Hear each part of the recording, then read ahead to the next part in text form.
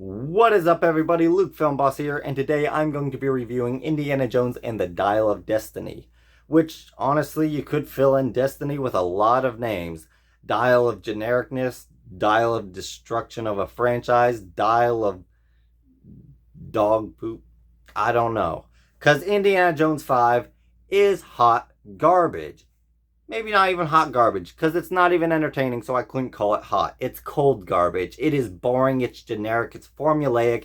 It's about a half hour too long, maybe even 40 to 50 minutes too long, because there's not much here. It's almost all filler. So, let me just explain.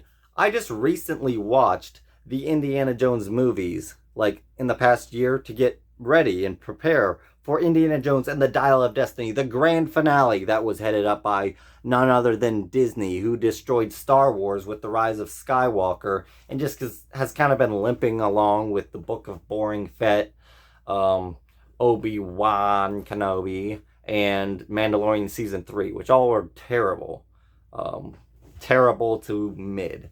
So it's like they screwed up Star Wars. I haven't even bothered to watch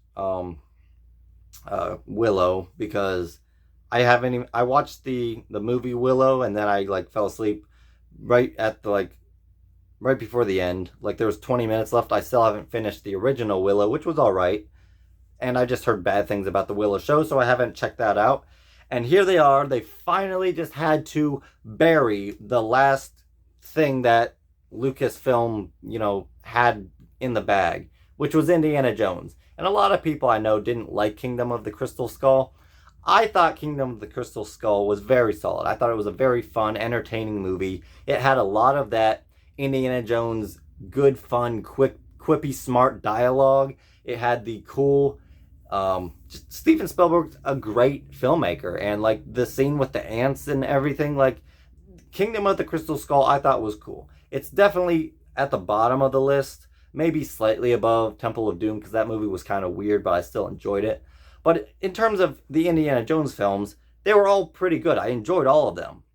The fifth one, it sucks. It is bad. It is bad. So let's go through this, because not everything is bad. I will say the visuals look professional.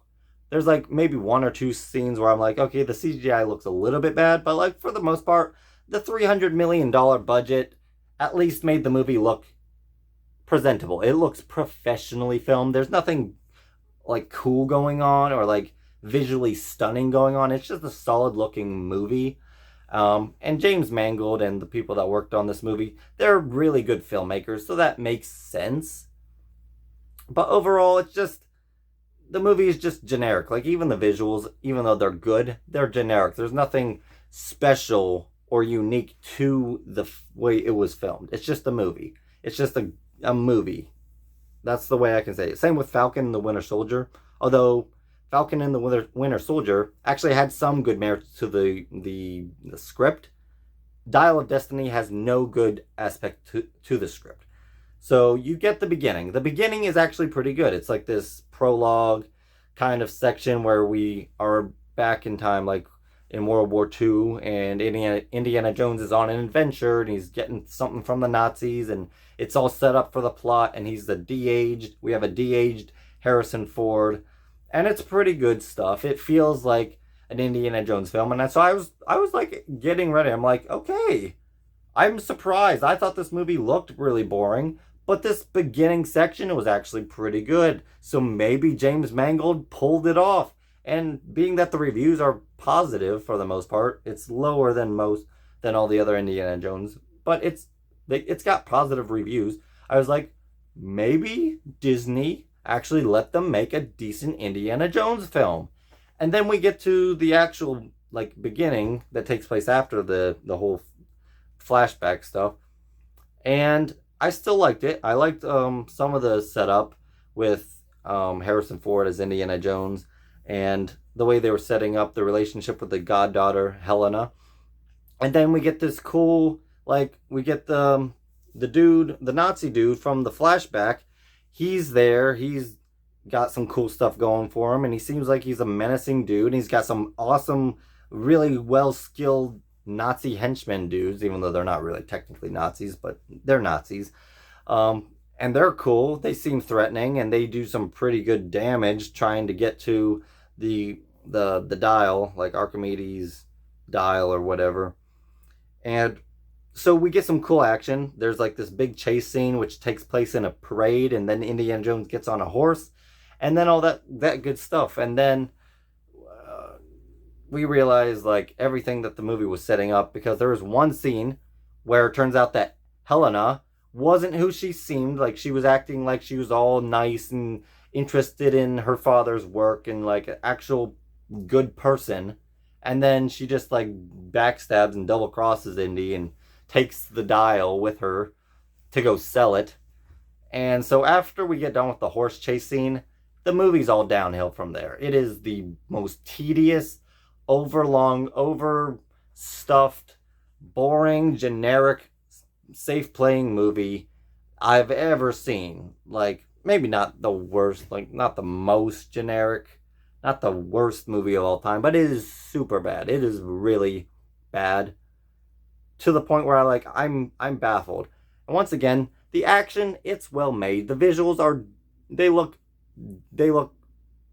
professional. I'm gonna keep using that word because they don't really look good, in a sense. Like, everything's just generic good looking visuals, so it's professional looking. But the script doesn't do this movie any favors. We just keep going from different location to different location to go into another random overly long chase scene where you don't feel any emotional or any real suspense whatsoever for the characters, because you know they're not going to kill Indy because he's the main character of the movie. This isn't Star Wars where it was about Rey and they kill off all the legacy characters. This is Indiana Jones's final movie. So if they killed him off any time before the third act, that would have just been downright blasphemous. So you know Indy's safe, so you don't feel any stakes with him, and you don't care about Helena or the little teenage dude that she has with him for some reason. I have no idea what he really adds to the plot, other than the fact that they needed some random person to fly a plane at the end, even though he's not qualified or trained or anything to fly a plane. That's just something dumb that happens in the movie. So yeah, you don't really care about any of the characters. Sella, he's in this movie for a little bit, and then like John, just so you don't know, it's John Rhys Davis's character. If any of you haven't watched Indiana Jones, you might know who he is based on the actor. But yeah, he comes back. He's in this movie. Oh my. Remember when you saw him in the trailer and he's like, I miss the desert, I want to go on an adventure. Yeah, that's all the screen time, essentially. Maybe minus like 2 minutes of screen time that he has in this movie. He's not in this movie like for more than, I don't think he's in the movie for more than 5 minutes, to be honest. It's so stupidly disappointing. They had him there. They just brought him back to get people into the theater because they thought, oh, if we put him in the trailer, people might think he's actually part of the movie. He wasn't. I was so excited to see him. I'm like, and he wants to go with Indy, and Indy's just like, no, you're not coming with me. You're too old, you old dirt. But no, he doesn't actually say it like that. But it's like, come on. Like, what is the point of this movie? Like, if you're not going to bring back the original cast members, like Kingdom of the Crystal Skull brought back Marion, and it was a fun time, and that movie ended with Indy and Marion getting together and getting married. Guess what this movie does? His son, off screen, they don't even like bother to film a scene that's gonna be emotionally impactful. We just hear about Harrison Ford talk about it because that's the kind of dumb butt script this is. He just talks about how his son wanted to prove him wrong, and so his son went to war and then died, and then that caused grief and stuff between him and Marion, and they got a divorce or something like that. It's very unclear because it's like talked about for like 2 to 3 minutes in some random scene in the middle of the movie, and then that's supposed to be the emotional core that we're supposed to latch onto for Indy throughout the whole movie. It's not. It's stupid. It's like, why would you do that? Why would you undercut?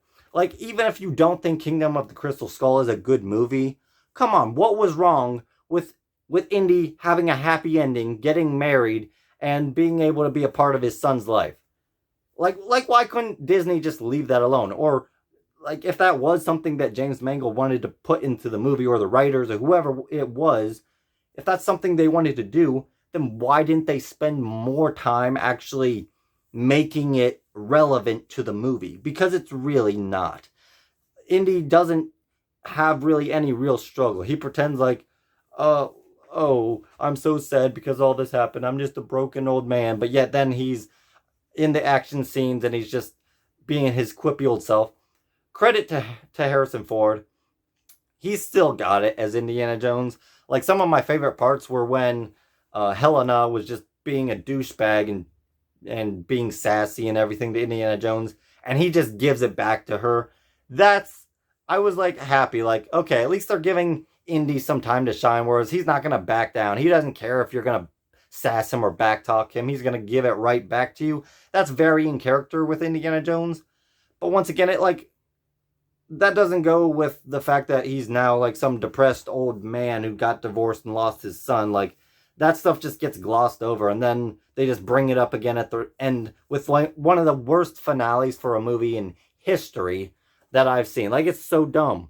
You think Kingdom of the Crystal Skull was bad? How do you enjoy this?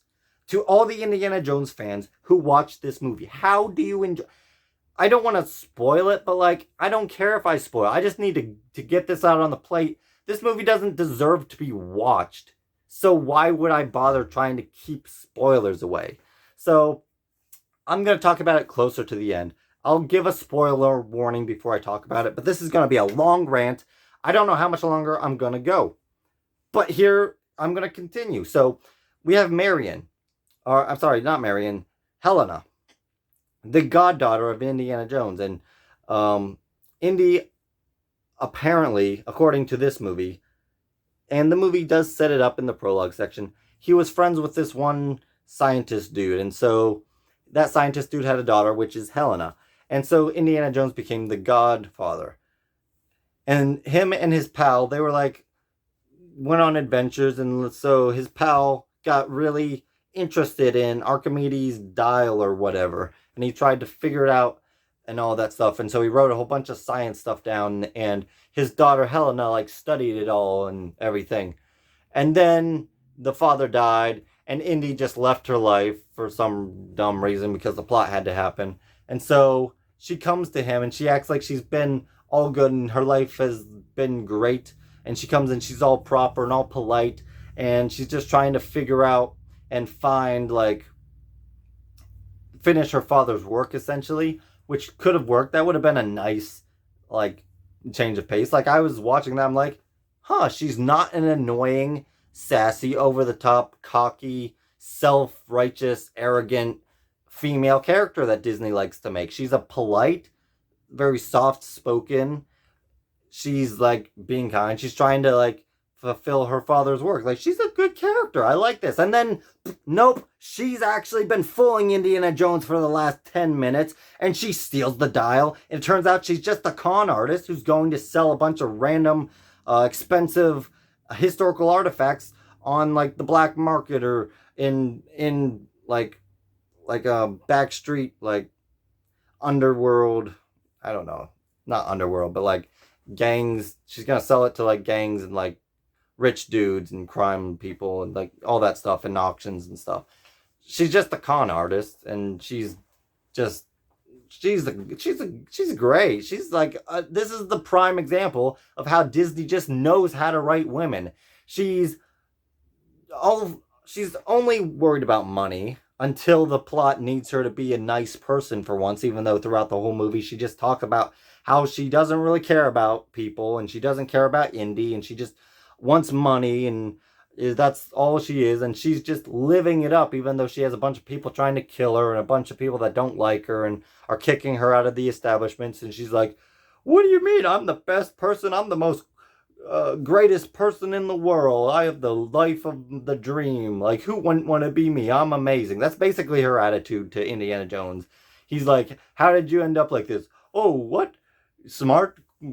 She goes on this rant about like how great she is. And it's like, you're literally a con artist who has your ex-fiance trying to chase you down because you dumped him because you're just a according to the movie, I guess, a promiscuous person as well. Like, just everything about her is just negative. Like, just she's just a terrible person. And then the movie at random moments tries to pretend like she actually cares about people, even though she proves throughout the movie that she does not. I don't care what the movie tries to pretend, like, oh, she cares about Indiana Jones, and that's why she does what she does at the end, which what she does at the end is dumb and stupid. It just fits right in with this movie.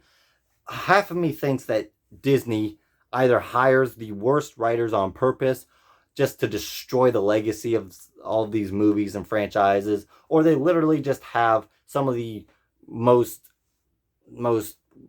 stupid, most inefficient AIs write these scripts, because they're whatever weird word you want to make up. It's doo-doo. It's so bad. So Helena is like the worst part of the movie. Indiana Jones is easily the best part. Like I said, the visuals are all right, but the story and the plot, it's all dumb.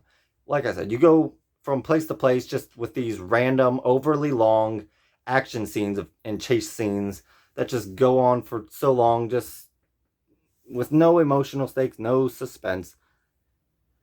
It's just tedious. It's just so repetitive over and over. You go to a new location, have a chase scene. You go to a new location, have a chase scene. You go to a new location, you go into the water and the bad guys come.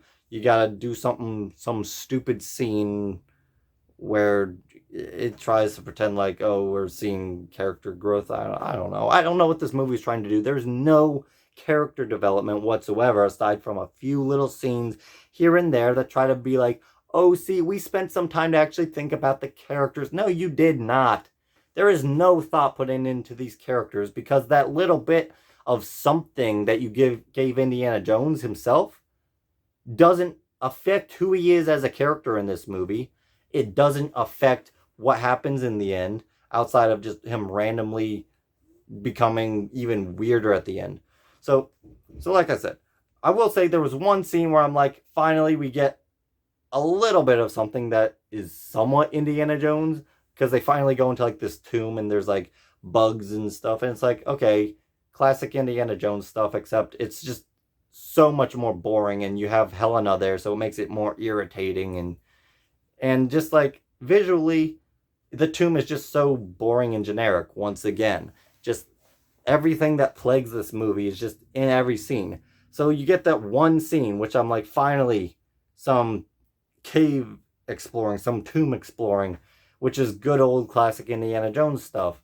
And it lasts for like less than 5 minutes, and it's like, it didn't feel like Indiana Jones. It felt more like National Treasure, but more boring. That's how bad this movie is. Like, where the one half decent scene is just like a cheap version of National Treasure. That's how bad this movie is. The villains are just, like I said, I think I said it earlier, they start off good. Like, they start off like they might be interesting. They're intimidating.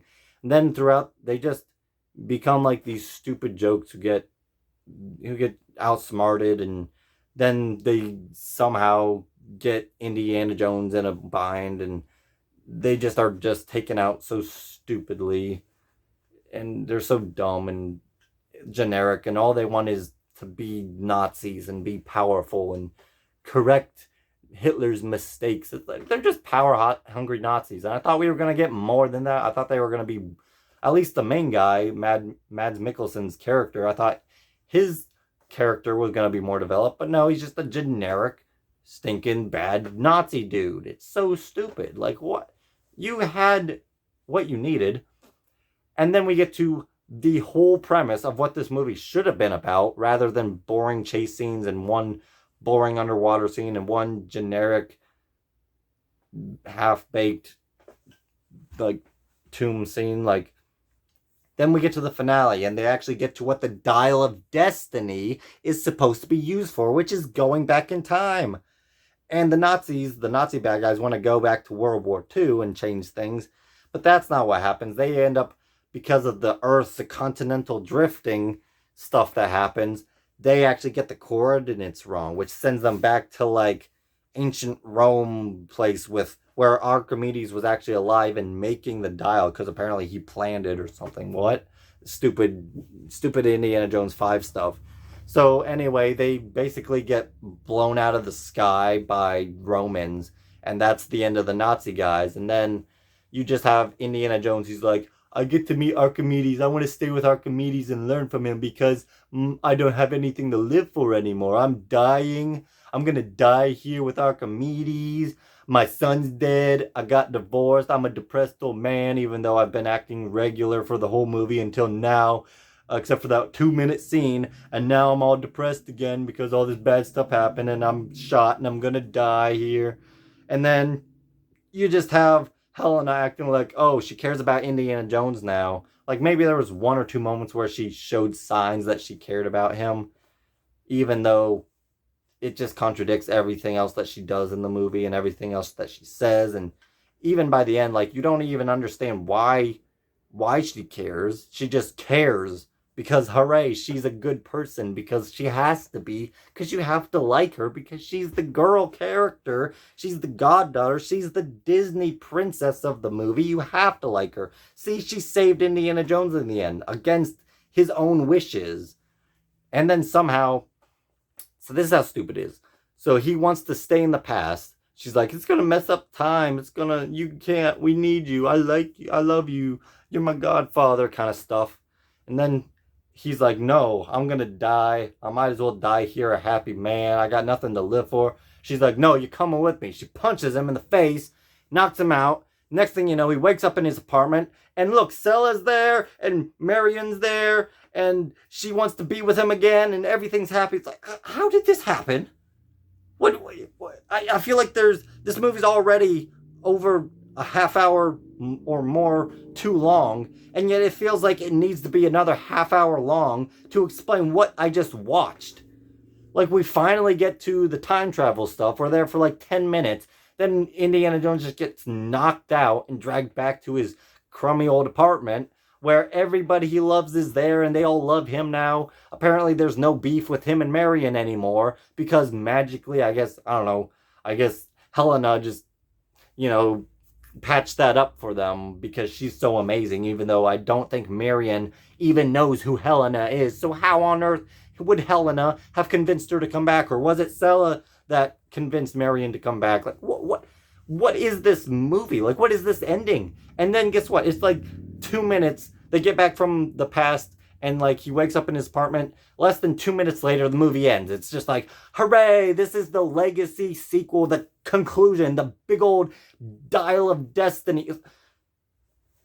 This is Harrison Ford's final send-off. This is his final movie, like, ever. This is his biggest send-off. This is the biggest embarrassment for his career. I feel bad. And it's not that he did bad in the movie. I liked him. He still acts like Indiana Jones until the script makes him act weird and stupid, like in the past where he's just being dumb and saying, I'm going to stay in the past for some dumb reason, and then has to get punched in the face and dragged back to his apartment. Like, why? Why do people like this movie? Why?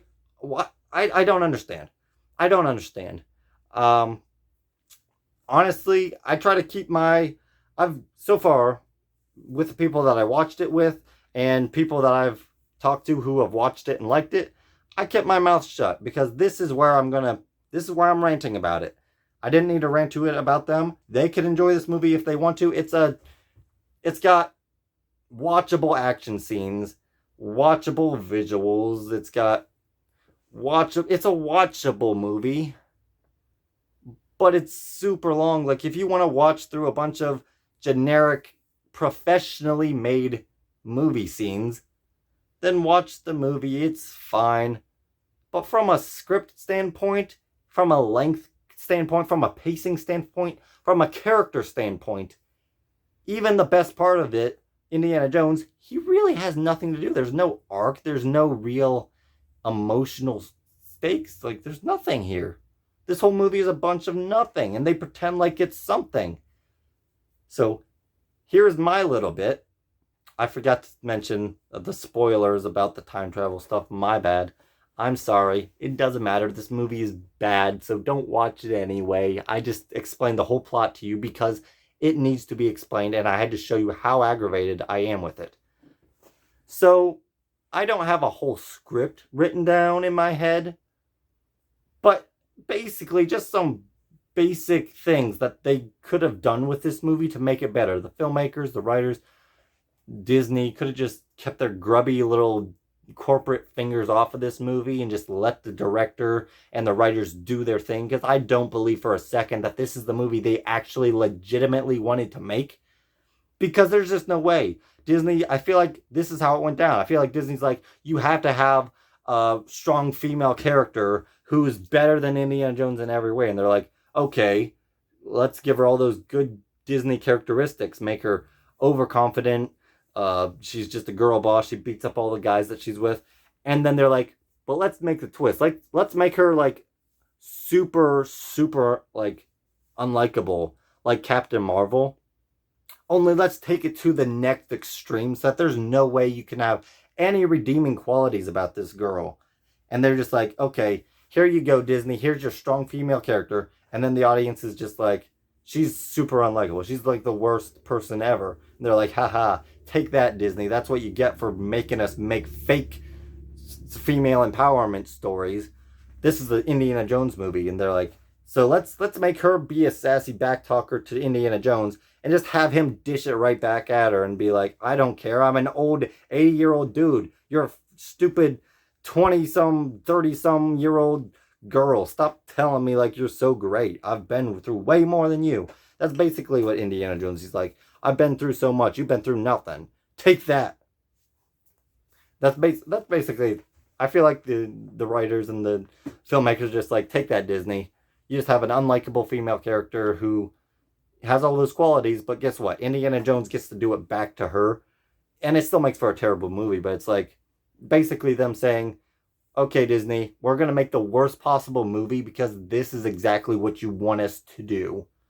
Let's make overlong, uninteresting, safe action scenes, a safe one after the other plot, even though it gets the audience confused as to, wait, we're going to get a map? I thought we were getting the dial. Nope, we got the map now. Now let's get the dial. Wait, why were we in this place before? Why are we here now? It's just confusing. It's a big old mess. Like, you can follow it, but it's kind of just like, you don't have any real goal of where you're starting and where your finish line is. Like, we don't really get, like what are they going to do once they get the other piece of the dial?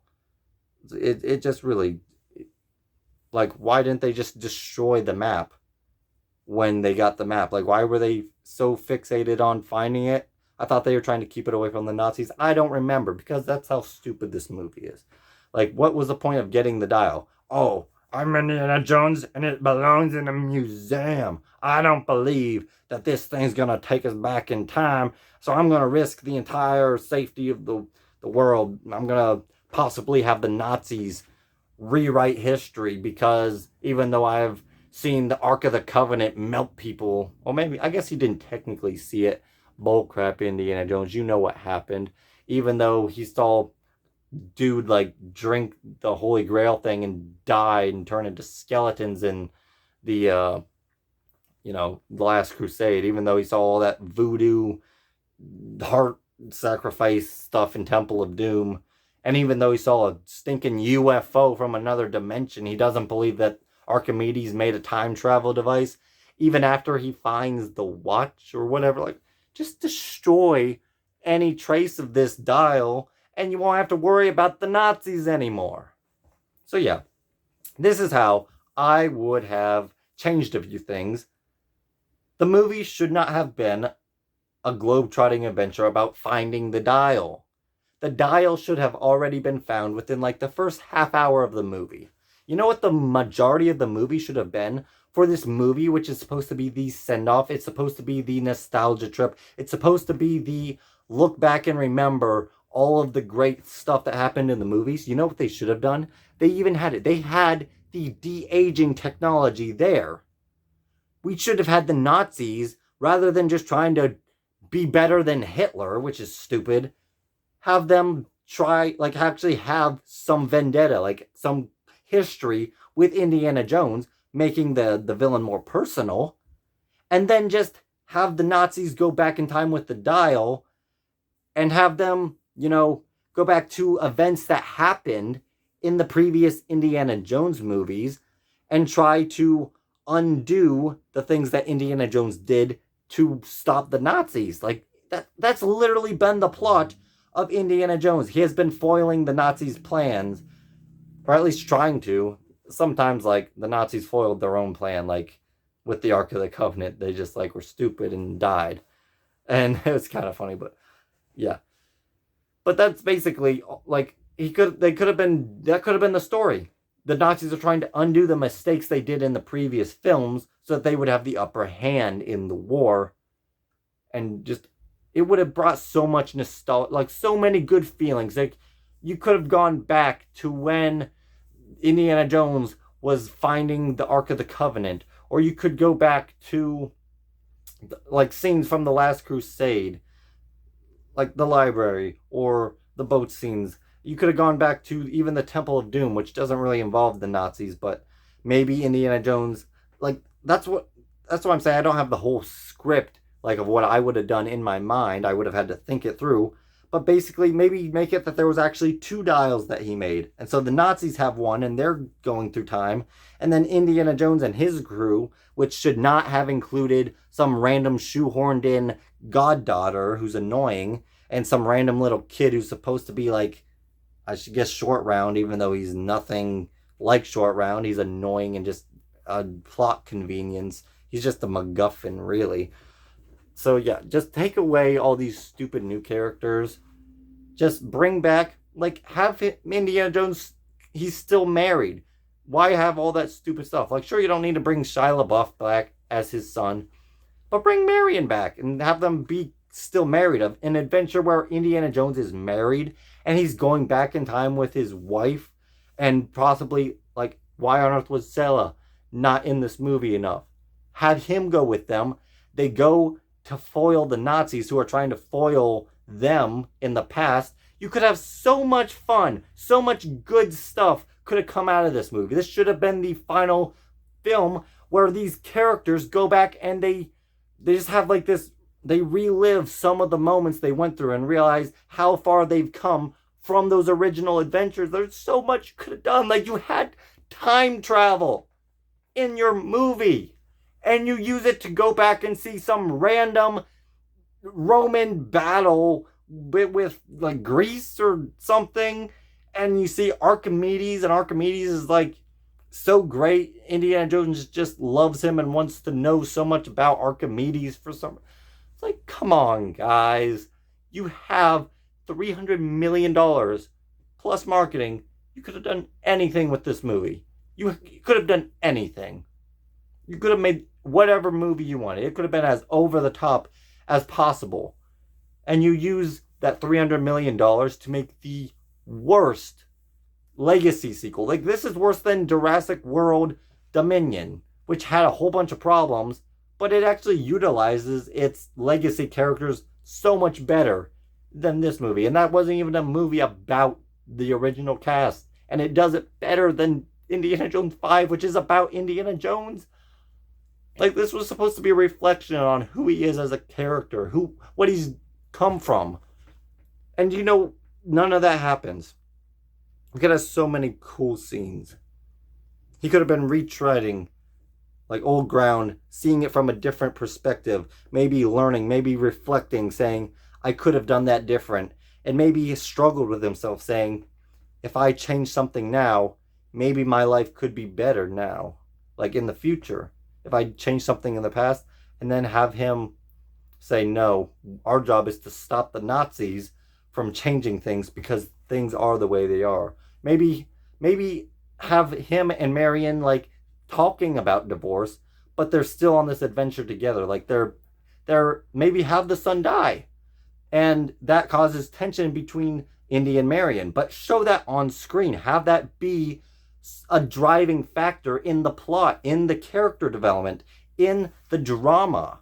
And then throughout this adventure, going back and seeing what they went through in movies, in the Raiders of the Lost Ark, and what they went through in Kingdom of the Crystal Skull, and then they reflect and say, I know it's hard, but we still want to be with each other because we've gone through so much, and we've just been there for each other. Like, or do something. And then have Stella be like the good old best friend. Like, we relived, or we're reliving all these moments, and just something. Like, come on. Or just looking back and remembering all the adventures they had together. So much potential they could have done with this movie. And they do absolutely nothing with it. I am Luke Filmboss, and I give Indiana Jones and the Dial of Destiny a 45% in quality because it's professionally made, and that first, 20 to 30 minutes is alright. Even though it's just a disaster of a film. But I give it a 33% in enjoyment because this is really bad. It's better than The Rise of Skywalker because that movie was absolutely nothing. It was inconsistent, completely, even more so than Indiana Jones 5. It just downgrades everything that the franchise was building up to. But even though it's slightly better than Rise of Skywalker, Indiana Jones 5 is just still so bad. So I'm Luke Filmboss, and I give it a 45% in quality, 33% in enjoyment, for an overall score of 39%. Thank you all for watching. Please like, comment, and subscribe, and hit that notification bell to help you be on the lookout for more videos from Luke Filmboss.